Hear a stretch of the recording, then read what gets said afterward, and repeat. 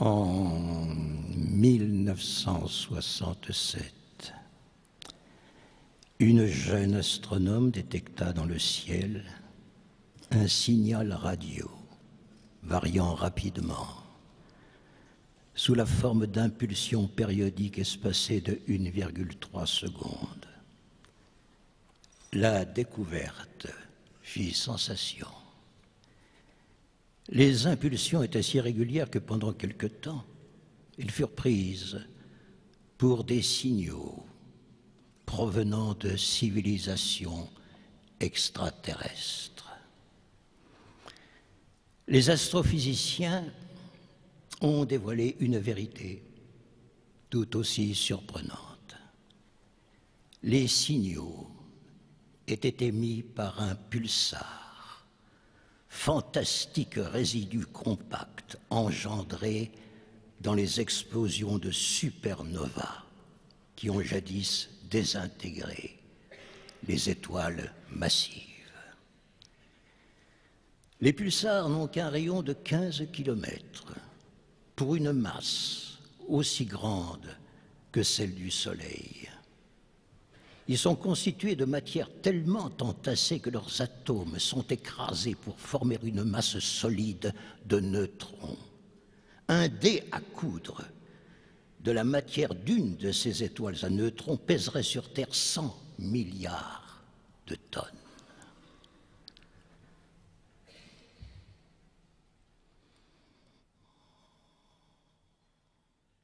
Les pulsars sont de gigantesques toupies aimantées. Certains pivotent sur eux-mêmes plusieurs dizaines de fois par seconde et leur champ magnétique est 1000 milliards de fois plus grand que celui de la Terre. Les lignes de force magnétique d'un pulsar canalisent les particules électrisées de l'espace interstellaire le long de son axe magnétique, ce qui permet l'émission d'un faisceau de lumière tournant en même temps que l'étoile à la façon d'un phare cosmique. À chaque tour, le faisceau balaye la ligne de visée de la Terre et les astronomes enregistrent une pulsation lumineuse.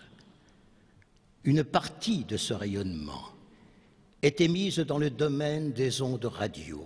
Elle peut donc être captée à l'aide de grands radiotélescopes. Les radiotélescopes sont des radars perfectionnés, conçus pour détecter les signaux radio de faible intensité, tous ceux en provenance des astres lointains.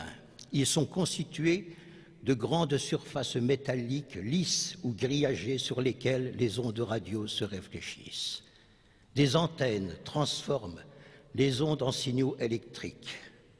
On peut amplifier ces signaux et les utiliser pour exciter la membrane d'un haut-parleur. L'oreille humaine peut alors entendre le bruissement des pulsars. Excusez-moi. Dans la tornade électromagnétique délivrée par un pulsar, le rayonnement radio ne représente qu'un chuchotement. Et c'est lui qui est capté par les instruments. Pour un astronome, tenter de comprendre le fonctionnement d'un pulsar revient à tenter de comprendre le fonctionnement d'une grosse machine cachée dans une usine en n'écoutant que les quelques bruits sourds qui s'en échappent. L'énergie collectée est infime. En 50 ans d'observation, l'ensemble de l'énergie recueillie par tous les radiotélescopes du monde est plus faible que celle qu'il vous faut pour tourner une seule page de votre programme. Le premier pulsar que vous allez entendre ne peut être observé que dans l'hémisphère sud. Il a été enregistré sur bande magnétique à la station radio-astronomique de Parkes, en Australie. Il se nomme Vela, résidu de l'explosion d'une supernova que les hommes primitifs ont sans doute vue en plein jour, il y a 12 000 ans. Il tourbillonne sur lui-même 11 fois par seconde. L'autre pulsar s'observe dans l'hémisphère nord. Il a été gravé sur bande magnétique au radiotélescope de Nancy, en France. Il se nomme 0329 + 54. Les chiffres indiquent ses coordonnées équatoriales. 3h29 d'ascension droite et plus 54 degrés de déclinaison. Il effectue 1,4 tours par seconde. La supernova qu'il a engendrée a explosé il y a 5 millions d'années et ses impulsions radio mettent 7500 ans pour parvenir à la Terre.